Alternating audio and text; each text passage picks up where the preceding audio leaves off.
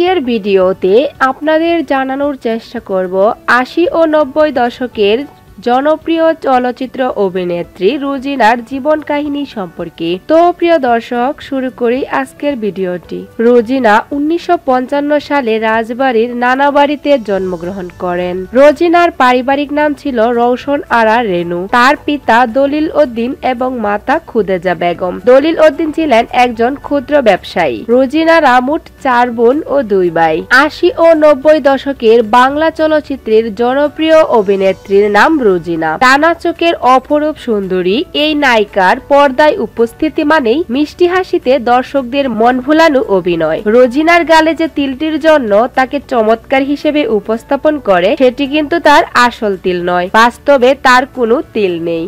চলচ্চিত্রে আগমনের আগেই বিয়ে করেছিলেন রুজিনা। পরবর্তীতে ভালোবেসে বিয়ে করেছিলেন চলচ্চিত্র প্রযোজক ফজলুর রশিদ ঢালিকে। তিনি মারা যাওয়ার পর ১৯৯৫ সালে প্রবাসী এক বাংলাদেশিকে বিয়ে করে প্রবাসে স্থায়ী হয়েছেন রুজিনা। নায়িকা রুজিনা বলেন, ছোটবেলা থেকেই সিনেমায় কাজ করার খুব ইচ্ছে ছিল আমার, কিন্তু কোনো সুযোগ পাচ্ছিলাম না। একবার সংসদ ভবন এলাকায় একটা ছবির শুটিং হচ্ছিল। আমি সেটা দাঁড়িয়ে দাঁড়িয়ে দেখছিলাম। ওই সময় ড্রিঙ্কস পরিবেশনের জন্য একজনের প্রয়োজন পড়ে। তখন আমি আগ্রহ প্রকাশ করি। তারপর আমি ড্রেস চেঞ্জ করে কয়েকটি শট দেই। এটাই আমার জীবনের প্রথম শট। এরপর নিজের স্বপ্ন আরো বেড়ে গেল। অনেকের সঙ্গে পরিচয়ও ঘটল, কিন্তু কেউ কাজ দিতে চায় না। তারপর একটি ছবিতে চুক্তিবদ্ধ হই, কিন্তু পরবর্তীতে সেই ছবিতে আর কাজ করা হয়নি।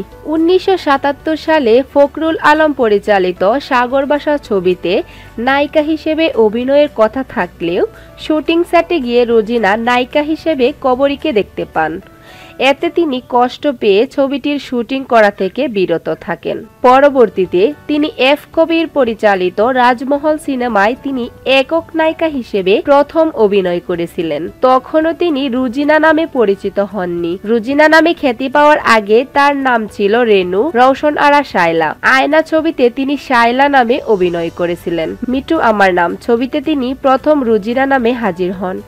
এ সময় তিনি জন্ম নিয়ন্ত্রণ পিল মায়াবরীর বিজ্ঞাপনের মডেল হয়ে বেশ আলোচিত হন। বিজ্ঞাপনটি বাংলাদেশ টেলিভিশন এবং প্রেক্ষাগৃহে প্রদর্শন করা হতো। ক্ষতিপূরণ, ধনী গরিব, আনারকলি, কসাই, দোলনা, রূপবান, অবিচার, রাস্তার রাজা, মিস ললিতা, অভিযান, মানসী সহ প্রায় ২৫৫টি চলচ্চিত্রে তিনি অভিনয় করেছেন। সর্বশেষ ২০০৫ সালে রাক্ষসী চলচ্চিত্রে অভিনয়ের মাধ্যমে এ জগৎ থেকে বিদায় নেন এক সময়ের পর্দা কাঁপানো এই অভিনেত্রী।